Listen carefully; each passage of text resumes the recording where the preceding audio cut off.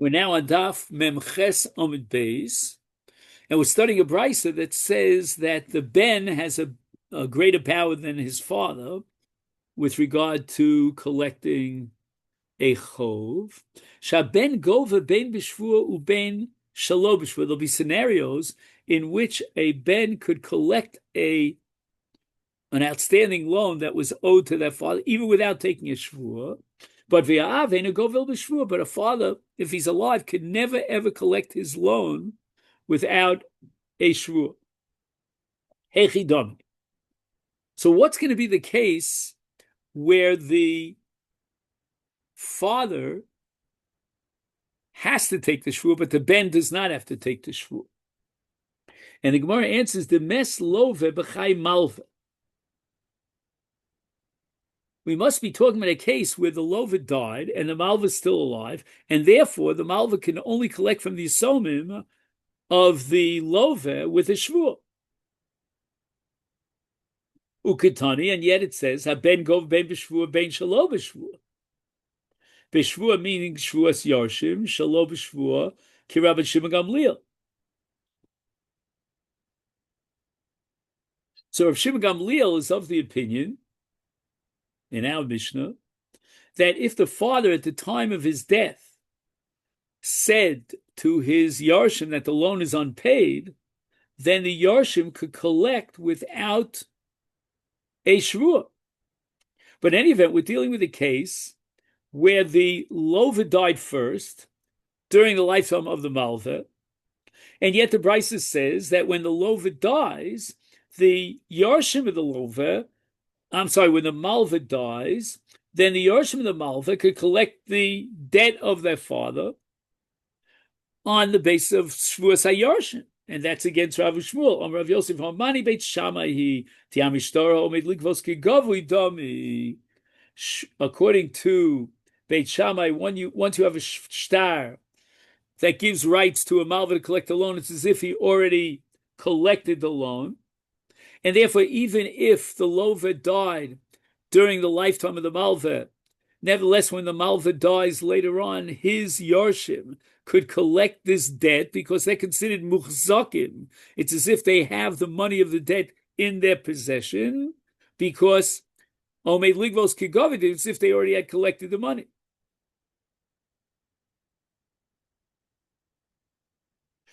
Ikla Rav Nachman L'Sura, Ol Legabe Rav Chizda v'Rav Bar Huna, Omru Le, they said to Rav Nachman, Leisei Marni Akri Lahad Rav Shmuel.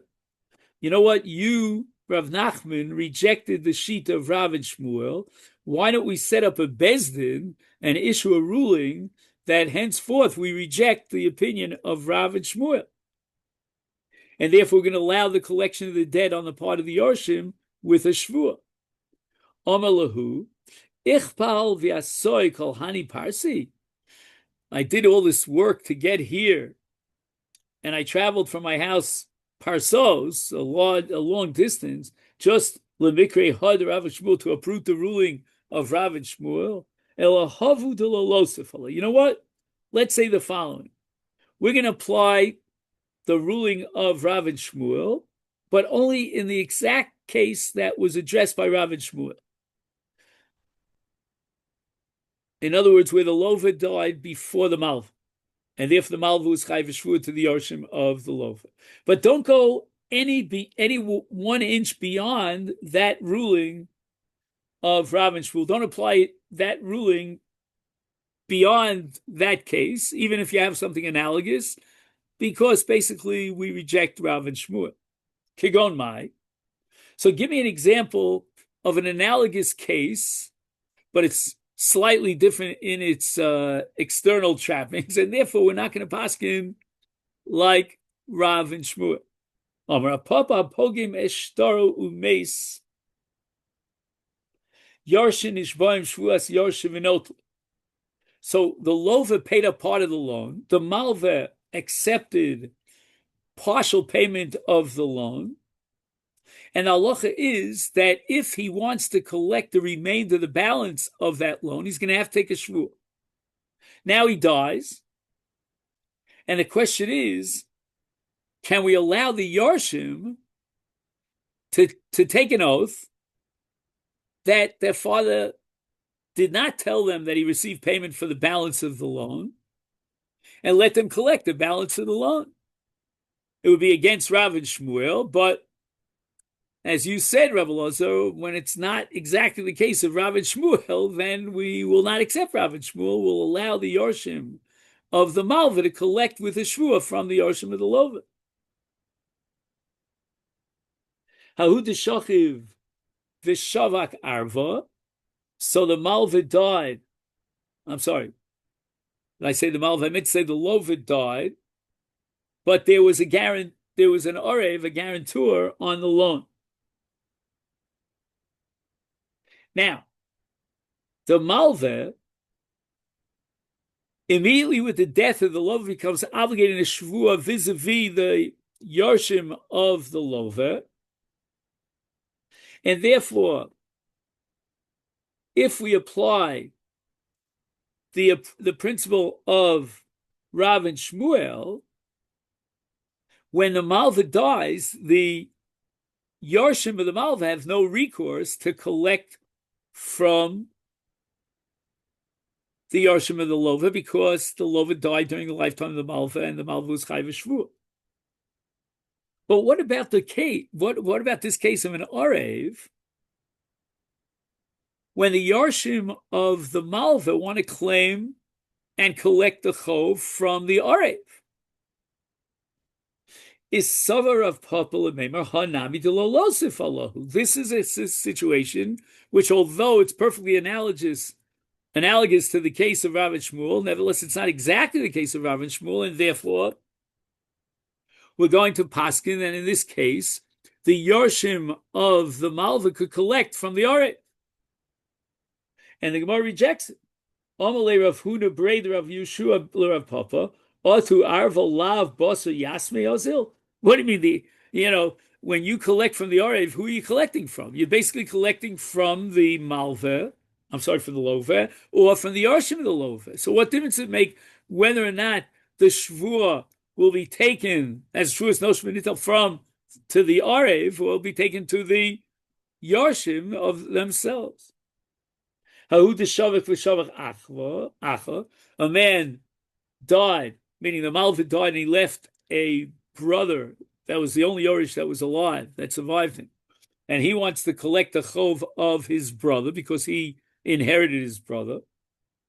And now the Ach produces against the Yorshim of the Lova a Shtar Chov from his late brother.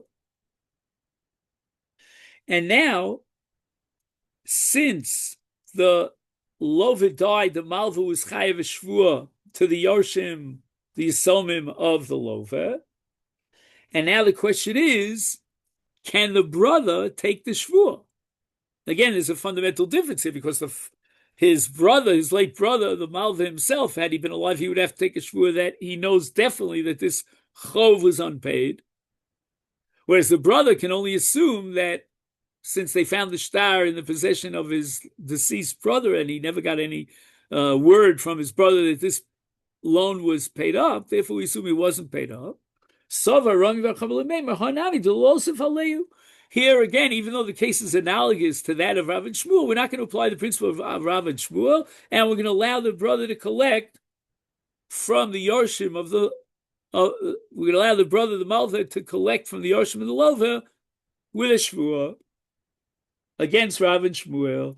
Amalei Rava, Mali Shelo Paktani Ava, Mali Shelo Paktani Achi. Just like according to Rav and Shmuel, we don't allow the Yorshim of the Malva to say, well, I'm going to take a Shvua that my father did not instruct me, not reveal to me that the debt was paid. And according to Rav and Shmuel, we will disqualify the Yorshim of the Malva from taking such a Shvua. So too, when the brother says, my late brother instructed me that he had not received any payment for the loan, that's definitely the same Shvua as the Shvua of the Yorshim, and therefore the case is mamash identical, and it's within the purview of Rav and Shmuel.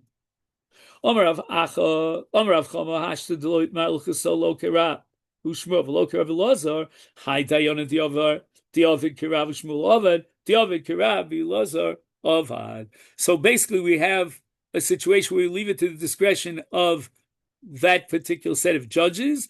They could either decide to paskin like Rav and Shmuel and rely on Rav and Shmuel, or they could paskin like Rav Elazar and rely on Rav Elazar. Omar Rav Papa, Hai Shtar the Yasme, Lo Mikra Karina Levelag Buye Magbinan.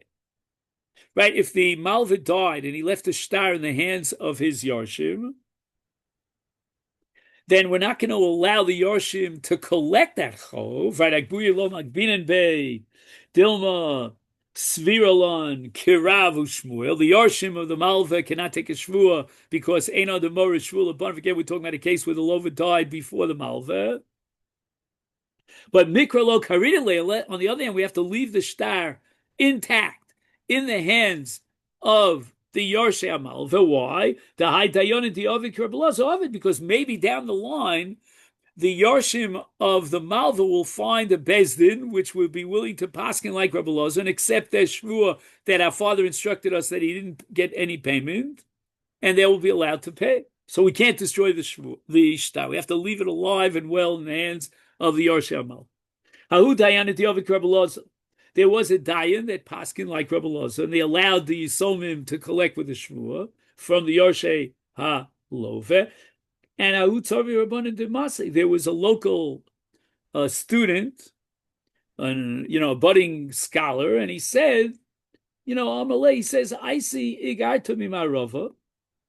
I'm going to bring a letter from Eretz Yisrael to Les Hilchas Ki Rabbi Elazar, that we don't paskin like Rabbi Elazar, and that therefore you had no right to paskin like Rabbi Elazar and allow for the collection of the chov. Amalei. So the Dayan responded and he said, "Lechitat, you know what? Bring me such a letter and I'll rethink it out." Also, Lekami de Rav Chama, he came before Rav Chama, and Amalei told him the whole story, and he said, "You know what? Hi, Dayan Diovin Kerbelazov. We're not going to make a big thing about it, and if that Dayan paskin like Kerbelazov, leave it as is."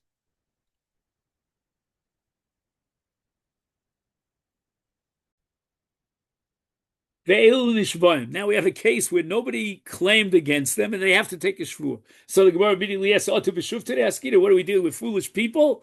How can you take a shvur when nobody asks for a shvur? Nobody demands or has a claim against Ochikam. And this is what the Mishnah has one. Normally the halacha is that you need a tainis bari, a definite certain claim in order to be mechayev a shvur. But in these rare occasions listed here in our Mishnah, we're going to be mechayev a shvua, even though the claim was only a claim of shema of sofek. Okay, hashutfim, harusim, right? All these people are people who constantly go into the properties of the balabayas. For example, shutfim, their partners, or arisim, sharecroppers, administrators. All these people, or a woman who takes care of her husband's nechasim, they're always on top of that person's nechasim, and therefore they have to take a shvur, even though there was only a tiny shema. Tana, we learned in a brayso ben bayis sha'omru, when we talk about somebody who goes in and out of the household, lo shenichnas yotzi raglim, not that he just walks in and walks out, that's not enough. But Ella, machnis lo polim, he oversees the estate and he could bring in workers into the motzi lo polim, he takes the polim out when they finish the day, machnis lo peiros, he brings and buys, fruits, meaning produce, and umotzilo peros, or he sells produce. Mishum demor be'ateru. They say, you know what? Even though we're taking a little bit, shaving off a little from the top for ourselves and pocketing it, it's okay. We are in charge of the real estate, and we oversee it and supervise it. So therefore, they have to take a shvua even against a tainas shem. Omer Rav Yosef bar Omer Nachman v'hu sheyesh taina beinayu shtei kesef. We only apply the rule of the Mishnah when there's a minimum of a claim against them on a property that's worth two silver mos. Kiman, this ruling of Rav Yosef doesn't reflect anything, and the Gemara says it reflects Kishmuel like the opinion of Shmuel. And Shmuel says, if you recall, this is way back when we learned Shmuel, that in order to be Machayv Shvu Doraisa, you have to have at least a minimum claim of 2 silver moles. So the Gemara asks, V'atani Rabbi Chia l'siyurei l'Rav. After all, Rabbi Chia taught a brisa to support the opinion of Rav, who says that you could have a shvua d'oraisa, but it all depends on the shtei mos kesef of the defendant, meaning that he has to have at least a kfira of 2 mos of kesef. Ema, therefore, you know what? Let's take Rav Yosef's statement and reformulate it. Ema kfiras taina kirav. In other words, when there's a kfiras taina of a property that's valued minimum of 2 mos kesef, then we're going to pass like Rav, and therefore there is a shvua that he should be taking on that minimum amount, and therefore even in a case of a recent shutfim, etc., if it was a tainas shema, there will be a shvu.